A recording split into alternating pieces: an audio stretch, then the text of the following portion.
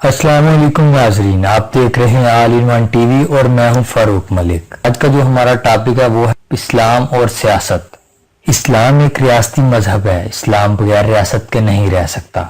जिस तरह मछली के लिए पानी जरूरी है, इसी तरह इस्लाम के लिए रियासत जरूरी है।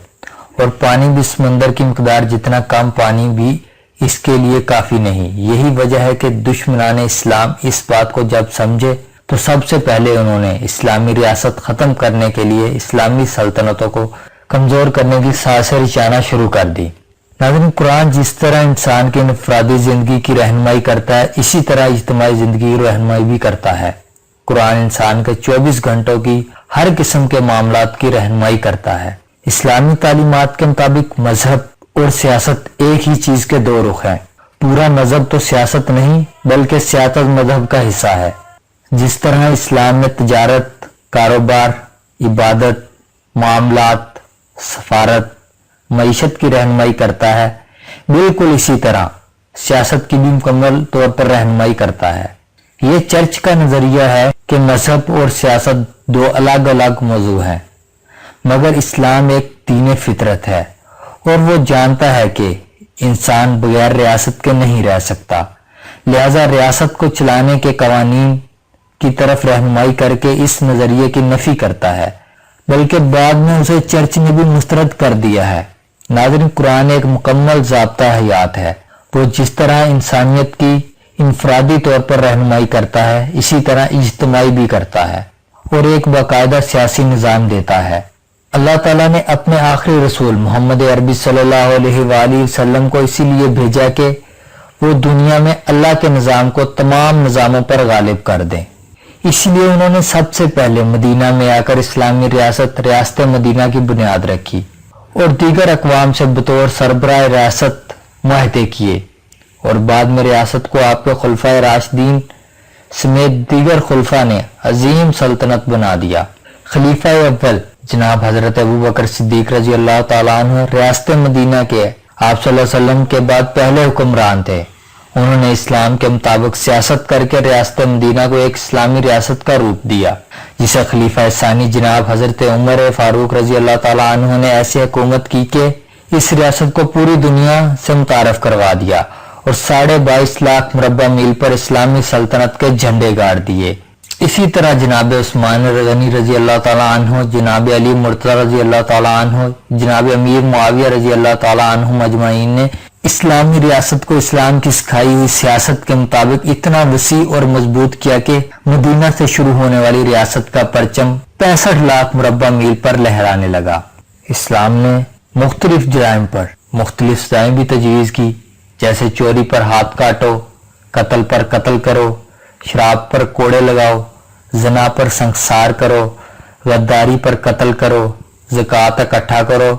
इंसान की जिंदगी में पेश आने वाले तमाम वाक़यात व हादसात और इनका हल, निकाह तलाक, विरासत, कर्ज, बाहमी लड़ाई झगड़े, अलगड़, ये सब मामलात और कवानीन इनफरादी तौर पर इंजाम नहीं दिए जा सकते, बल्कि इसके लिए बाकायदा एक रियासत की जरूरत होगी और रियासत का सियासत के बगैर चलना मुमकिन नहीं। फिर अक़लियतों का एक मरबूत निज़ाम दिया जो इस्लाम से पहले किसी मजहब या तहजीब ने नहीं दिया था। गुलामों के हकूक, औरतों के हकूक, बच्चों, बूढ़ों, हत्ता के वो इंसानी बुनियादी हकूक दिए जिसे दुनिया ने 1400 साल बाद तस्लीम करके नाफिज करने पर मजबूर हुई और अक़वाम मुत्तहिदा के चार्टर में तमाम इंसानों को बराबर का करार दिया, जिसे रहमत आलम मुजस्समा शफकत पैगंबर सल्लल्लाहु अलैहि वसल्लम ने अपने खुतबाए हज्जतुल विदा के मौका पर सरीहतन बयान फरमाया था कि किसी अरबी को किसी अजमी पर, किसी काले को किसी गोरे पर कोई फोकियत नहीं मगर तकवा की बुनियाद पर, और तमाम इंसान आदम की औलाद हैं और आदम मिट्टी से थे। औरतों के बारे में अल्लाह से डराया गया और कहा गया कि क़यामत के दिन औरतों के बारे में सवाल होगा। गुलामों के हकूक मुकर्रर किए गए और कहा गया कि जो तुम खुद खाओ वो इन्हें खिलाओ, इन पर जुल्म मत करो। सियासत इस्लामी एक तवील और अमीक मौजू है जिसे बाकायदा क्लास के तौर पर सबकन पढ़ना पड़ेगा और इस पर तकरीबन सारी यूनिवर्सिटियां PhD करवा रही हैं اور اتنا وسیع مضمون ہے کہ سیاست کے بھی آگے کئی حصے کر کے الگ الگ عنوان سے کروا رہی ہیں۔ حدیث طیبہ کا مفہوم ہے کہ بنی اسرائیل کی سیاست ان کے انبیاء کرام کیا کرتے تھے اور مسلمانوں کی سیاست تو باقاعدہ سکھائی گئی۔ یہاں تک کہا گیا کہ علماء انبیاء کے وارث ہیں، لہٰذا آپ مسلمان علماء کے ذریعے اسلامی سیاست کیا کریں گے۔ قرآن نے تو اس موضوع کو اتنی اہمیت کے ساتھ بیان کیا کہ پیغمبروں کی سیاست اور حکومت کو باقاعدہ قرآن کا حصہ بنا دیا۔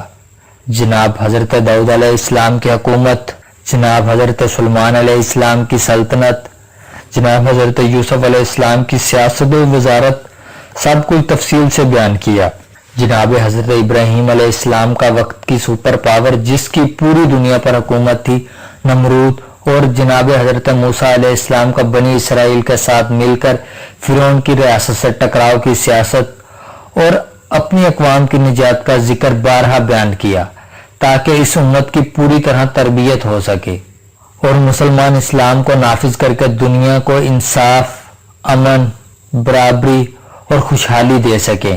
لہذا ہر وہ جو اسلام کا دعوے دار ہے اس پر فرض ہے کہ وہ نئی نسل کو اسلام کے مطابق پوری آگاہی دے کر اسلام کے مکمل نظام کو سمجھائے تاکہ نئی نسل اسلام سے دور ہو کر یہ نہ کہے کہ اسلام کے پاس کوئی سیاسی نظام نہیں اور اپنی ریاست چلانے کے لیے دنیا کی دیگر اقوام کی طرف نہ دیکھے اور دنیا کے دوسرے نظاموں کے متحد اپنا ملک نہ چلائے، جن کو ختم کرنے کے لیے اللہ نے اپنے آخری رسول محمد عربی صلی اللہ علیہ وآلہ وسلم کو بھیجا کہ وہ دنیا میں اللہ کے نظام کو تمام نظاموں پر غالب کر دیں۔ وجہ یہی ہے کہ وہ ملک جو اسلام کے نام پر بنا تھا، اس میں سب کچھ ہونے کے باوجود آج تک اسلام نافذ نہ ہو سکا کیونکہ اس قوم کو مستقبل دینے والوں کی اپنی تربیت نہیں تھی۔ انہیں ہی معلوم نہیں تھا کہ اسلام اور ریاست باہم جڑے ہوئے ہیں۔ اسلام آیا ہی دنیا میں ریاست اسلامیہ قائم کر کے دنیا کو پرامن، مستحکم، خوشحال، انصاف پسند اور برابری قائم کرنے والی ریاست دینے تھا۔ اب یہ ہم پہ ڈیپینڈ کرتا ہے ناظرین کہ ہم کتنا کس بارے میں سوچتے ہیں۔ اگر آپ کو آج کی یہ میری ویڈیو اچھی لگے تو آپ اس کو لائک کریں، شیئر کریں اور چینل کو سبسکرائب کریں۔ اپنا خیال رکھیے گا۔ اللہ نگہبان۔